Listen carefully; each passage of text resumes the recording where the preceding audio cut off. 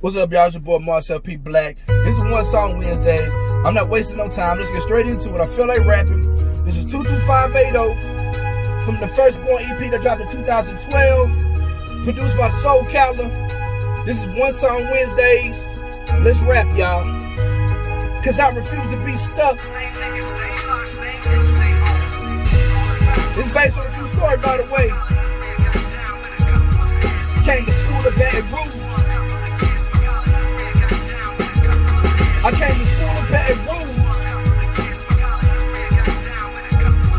Came back home, now I gotta pay back loans.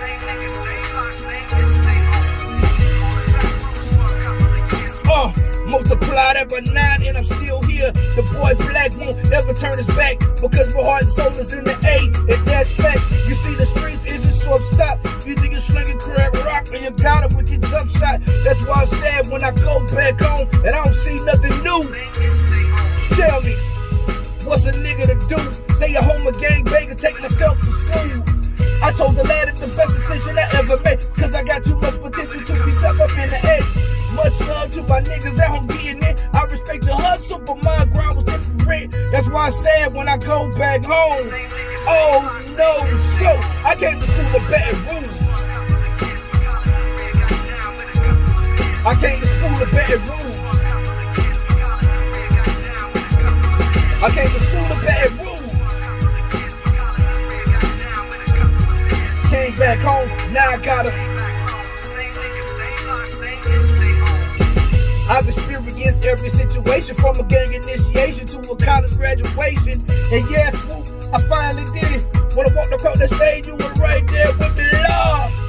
Thank God for the yard. Used to want to be in blood. Thank God I'm a jaguar. The poop made me a man. Now I'm a spook like Dan. Standing by the door to go to war for my fans. But the streets said Black can't come back home.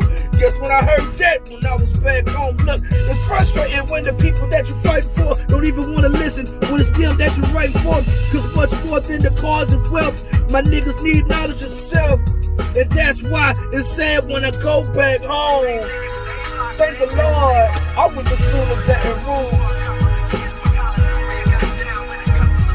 Came to school in Baton Rouge. I came to school in Baton Rouge. Came back home, now I got a last verse. I'm from that red dirt, now I'm in that red stick. The poor Black known to spit the shit to make your head sick. Yeah, I can't concern me like a reverend, and Lord knows that it's ever since. And never since it became a history major, I can damn near sit and write a history paper. But I don't get those scars, not shining back at home cause I refuse to be stuck. I got love for B-R-L-A, aka Jigga City. This here be my second zone, but I still rep the A all day. Physically been many places, but I'm on more zone. Don't wanna be at my mama house broke with no kind of degree, cause Sally made don't joke. When niggas grown acting like it's high school back home, man, fuck no. So I came to school to Baton Rouge. I came to school to Baton Rouge. Jaguars. I say,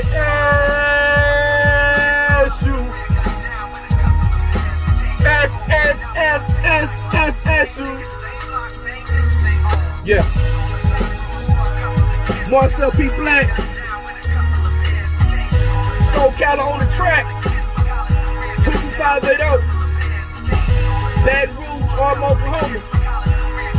Yeah.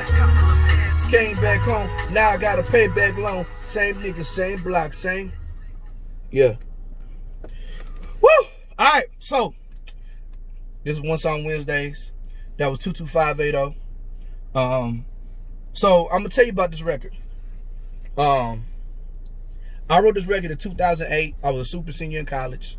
Probably a year and a half, 2 years past when I was supposed to actually graduate.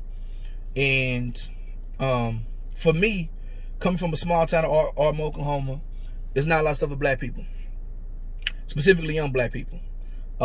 Drugs and gang violence, even though, you know what I'm saying, in a very, very, very stable and safe household, I wasn't exempt from the lures of the streets. And there was definitely some things that I got into that I shouldn't have got into, even with all the opportunities and examples I had at home. You know what I'm saying? And that's just what it is. I think that's a story that a lot of people don't tell. People think it's just like super duper bad children who ain't got, you know, good homes and good family lives who can get pulled by. I've seen it happen, you know, since I was a young guy up until me being an older guy, you know what I'm saying, damn near looking towards 40, you know, as a, you know, in my 18 years of youth development work. So, you know, so this song is kind of about like, you know, I probably wouldn't write this song at 36, but at 24, you know what I'm saying, 25 years old, you know, there's still people who had negative things to say because I left. I mean, there's still people who kind of feel the way because I left. And, you know, even when I made some mistakes or whatever, I always knew that wasn't life for me. That life wasn't for me. So it was just important to kind of make a song about it. You know what I'm saying? And, you know, it's all there. If you've been listening to Marcel P. Black, it's all there. It's all there. That's all I'm gonna say about that. So I wrote the song in 2008, and you know what's funny about it? I think, you know, I didn't really care back then because the danger was more real, or the negative sentiment was real, and I could definitely see why some people back home might feel a way about it. You know what I'm saying? So just to make it clear, it never was about me thinking that I'm better. It's just that me knowing that I was better than some of the things that was out there to trap me and a lot of other young brothers. And, you know, I always try to make a special point to reach out, and not even reach out, but build with young brothers, be it in Oklahoma, be it wherever I'm at as a rapper, or when I'm in the community as a youth development worker, to show that there's a better way. You know what I'm saying? Not acting like I was Bodie on the wire, you know what I mean?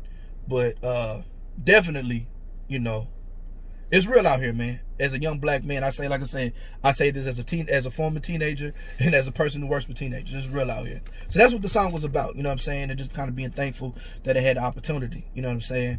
The song was originally supposed to be on a project called the Black Knight album. It was myself and Ryan Paul Knight, aka Soul Cowler. He's from Baton Rouge, you know what I'm saying? At the time, he was living in Texas.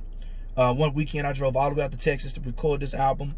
And neither one of us really knew what we were doing in terms of recording. I knew what to do as a rapper. He knew what to do as a producer. He had some studio equipment. And we recorded it, and we never really liked how it came out at the time. I remember this trip distinctly because on the way back, I got pulled over. Damn, they got my ass whipped by the police. I was almost to Iowa, Louisiana. I had a Blazer. And I wrecked the Blazer. So I went to Texas. I had a rental car. I had a white Kia Sophia. Now I'm huge, and I'm in this little bitty car, right? White car. So I'm about Iowa, Louisiana, heading back. It's like between Lake Charles and Lafayette, or maybe before you get to Lake Charles. I don't know, somewhere around there. But I'm heading back, and I see this police following for about a couple of miles. He's following me everywhere I go. I don't got a cruise control in the car, so I'm literally like catching a cramp in my leg, trying to make sure I'm not speeding. You know what I'm saying? So I pull up at this gas station. I go into the gas station. I call either Jessica or I call my dad. But like, look, I'm about to get pulled over. You know what I'm saying? Boom, boom, boom. So I go in the gas station. I use the bathroom. I get something. I get back in the car. As soon as I get back on the interstate, I get pulled over, and I kind of pull off into like this little pothole ditch. The police he pulls me out the car, asks me all these questions, asks me if I got any dope in the car. I'm telling him I ain't got no dope. You know what I'm saying? I'm terrified out of my mind because I have to go back to work. I have to go back and work with teenagers at Big Buddy with Team 360. You know what I'm saying? So I'm terrified about the situation. And you know what I'm saying? So I get pulled over after I recorded this EP, feeling good about myself, trying to listen to the music in the car or whatever, and I get pulled over. And he's kind of roughing me up a little bit, you know, being real extra antagonistic and talk about he gonna bring the dogs and stuff. And I didn't know my rights. I was so scared about whatever. So I let him search the vehicle. And I didn't want him to bring the dogs, but I let him search the vehicle. They didn't find nothing. I remember I had a laptop they threw out and broke my laptop. Some of my clothes got in the mud. It wasn't much in the car. You know, it wasn't nothing. Of course, I don't, you know what I'm saying? None of that. You know what I mean? Like, I'm square at this point in my life. You know what I'm saying? So they don't find anything. And I remember I'm just terrified, and I have to go back to Big Buddy and look my kids in the eyes with tears because I didn't even go back home because I was running late and tell them about this experience. So unfortunately, that was, you know, part of the memories of me recording stuff in Texas or whatever. But yeah, so the song didn't come out. I want to say I put my first solo EP out in 2008. So I recorded this like maybe spring of 2008, whatever. And it didn't come out. It didn't come out. It didn't really fit what was going on. Me and Rob Paul just really weren't feeling it. So years later, after I kind of got my feet up under me, knew better as a rapper, I picked 5 songs from the Black Knight album or EP or whatever project was gonna be doing, and I created The Firstborn. So it was called The First, because my first solo EP was called The Only Child. I called this The Firstborn because this was supposed to be the first project that I put out or whatever. And you know, it's interesting. I listened to that EP recently. It actually, on May 22nd, it had its 8-year anniversary. So it's 8 years old. But this song was written, you know what I'm saying, summer 2008 or whatever, or maybe spring of 2008. But it's interesting because I listen to like a lot of my music. A lot of it's about politics and, you know what I'm saying, socioeconomic stuff and things of that nature.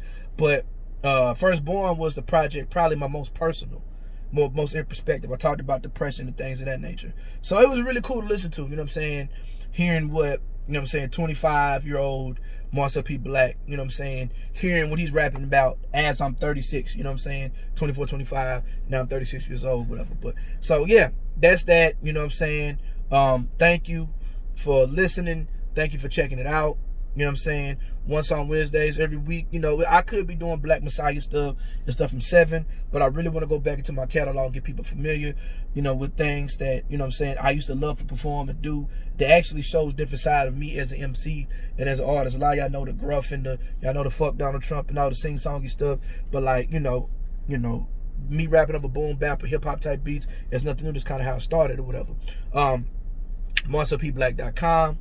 YouTube /MaroonMusic1, you know what I'm saying, on Instagram, you know, IGTV @MarcelPBlack is my Instagram handle or whatever, Marcel P. Black on Twitter, Brian Marcel Williams is my main page on Facebook, but definitely got the Marcel P. Black fan page. If you like what you hear, man, just share it to somebody else, comment or whatever, leave comments telling me what you want to hear next time, plain and simple. You know what I'm saying? If you're a long-time fan, if you have any, what you can do, just go through my discography. You see interesting title, let me know what it is. If I remember it, if I can find the lyrics, if it's something I performed before, 9 times 10 it's still up here and way back in my mental Rolodex. But yeah, that's it. I talked way too long. Love y'all. See y'all next week. I'm Freedom.